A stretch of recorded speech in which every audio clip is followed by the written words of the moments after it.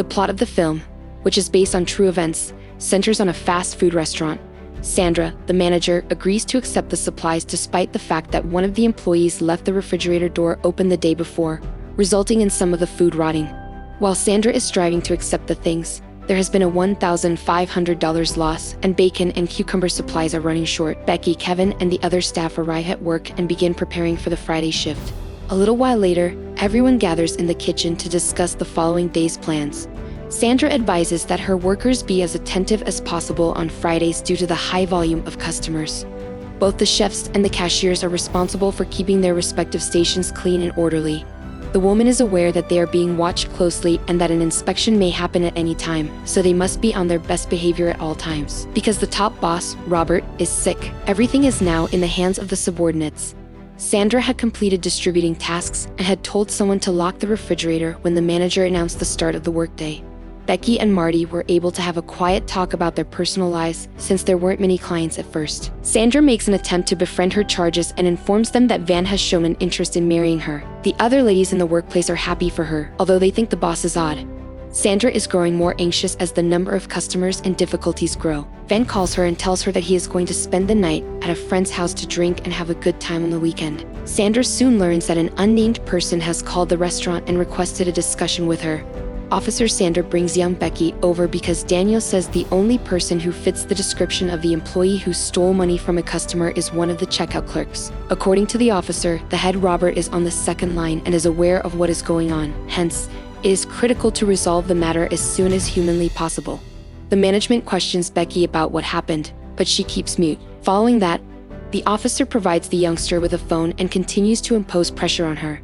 Daniels does not believe the victim since she is at the station and there is a witness who can confirm her statements. Maintain the conversation's flow. Becky admits that it's likely she made a mistake and supplied less modification than was necessary. As a result, the police officer suspects the young cashier is up to no good, and he orders Sandra to confiscate the girl's phone, preventing her from communicating with anybody.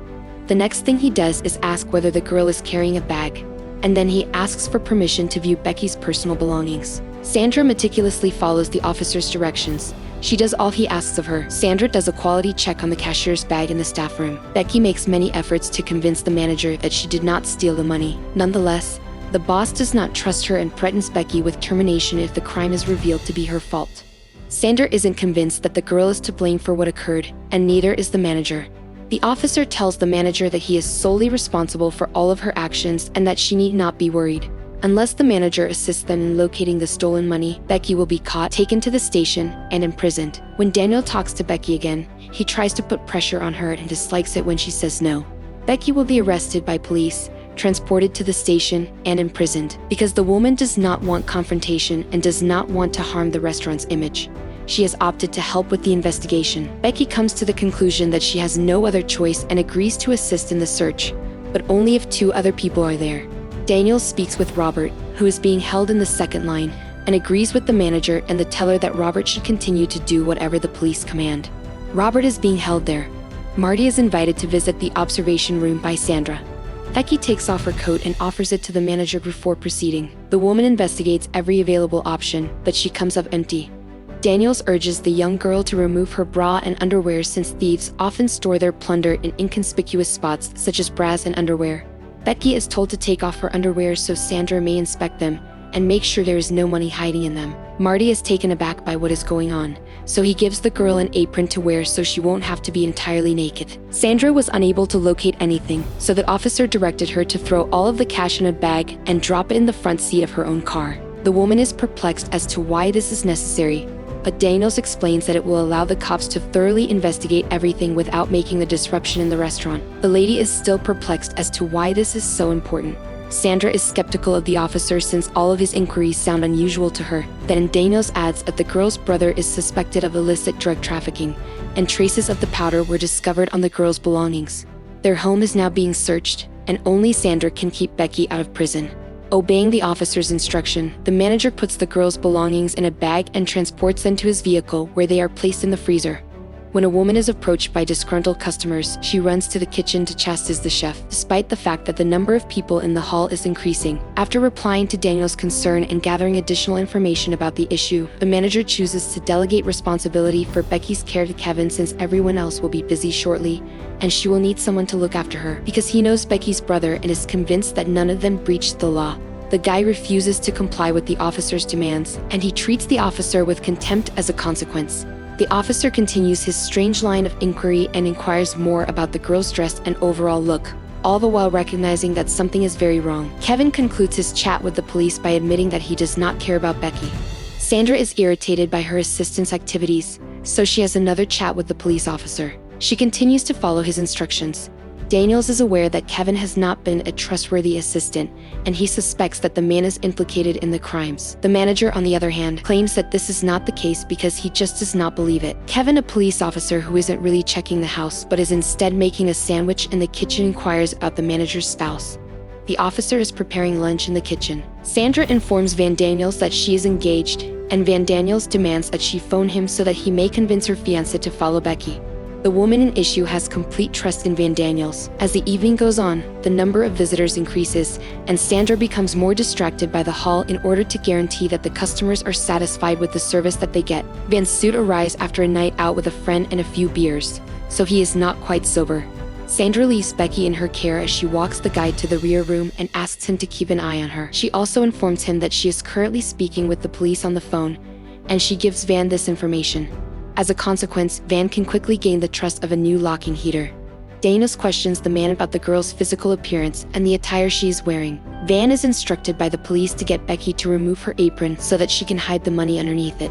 When Sandra returns to the room, she discovers that their conversation has been cut short. Nonetheless, Daniel tells her that her fiancé is doing an excellent job and urges that she not interfere with him, despite Becky's plea, so she just says she'll be back later. If the girl does not listen to Daniels, he threatens to use any measures necessary to imprison her. He is aware that no matter what occurs, she will be questioned, which will be detrimental to her. Becky swears she will follow the police officers and Van's every order.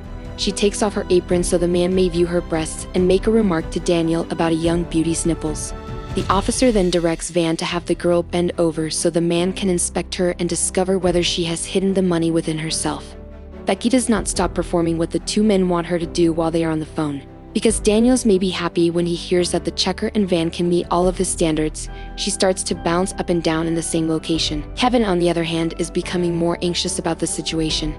He got a text message after making a phone call alerting him that Becky's brother was out of town. Sandra returns to the back room in order to check on Van and Becky. When she sees the girl putting on an apron, she believes that something dreadful has happened there. The manager picks up the phone and calls the police officer, who tells him that there is no reason for alarm. Sandra sees Becky's efforts to help as proof of the cashier's rudeness and scorn, despite the fact that Becky begs for help. When the manager realizes Van and Daniels are now in authority, he returns to his prior duties. Meanwhile, a man who calls a quick-service restaurant discovers that he has no more money in his account. As he rushes back home, he transfers more money into his account and then phones Van to tell him that he is having trouble finding Becky's house. Kevin and Marty are back in the story. Daniel told the man to strike the woman because of her unacceptable behavior and rude treatment of Sandra. The officer then talks to Becky, telling her that she must first obey his orders and then do something nice for the man since she behaved improperly and must be penalized for her behavior. Van agrees to put the phone on the back of the female since the cop is intrigued by what is going on in the back room. To guarantee that Daniel can hear everything, he asks Becky to lie down. Becky's unwavering cooperation pleases the caller, and Van, who is eager, takes advantage of her. Sandra returns after a short while, only to discover that her beloved has entirely lost his head. After picking up the phone, she speaks with the police officer, who reports that everything went better than expected. Van completed when Harold returns to the fast food business, where he often works during the day. He finds that he is no longer required. Sandra approaches him and begs for his help before guiding him to the back room. Meanwhile, Becky scans her surroundings and finds that the whole restaurant, including the room she is presently in, is covered with surveillance cameras. Daniel's narrative starts after he speaks with Harold. Harold has no desire to play games, and he is well aware that the police do not act in this fashion. He delivers the word to Sandra, Kevin, and Marty, who all agree that this is out of the ordinary. As the manager starts to have second thoughts, he decides to inform the authorities. Robert has had no discussions or contacts with other people since being ill and staying at home. Daniel Sandra remembers her conversation with the police and inquires if she will get an explanation. He then hangs up the phone after explaining to her that it was all a fake using foam hooligans. When the real cops learn about the incident, they go to the restaurant to interview Becky, gather witness testimony, and record CCTV footage. In addition, they capture security camera video. The notion that people would obey someone they don't know perplexes investigator Nils, who is investigating the matter. Meanwhile, the bully carefully hides the phones and approaches a little girl who had just returned from seeing her grandma. Detective Nils is seeking to identify and hunt down the perpetrator of the bullying by utilizing the suspect's phone number.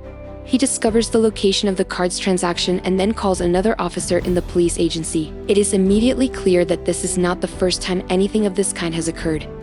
The CCTV cameras helped identify and locate the bully. Becky Sue Sandra was fired from her job at the fast food restaurant, but her attorney recommends she sue the company and win a large sum of money.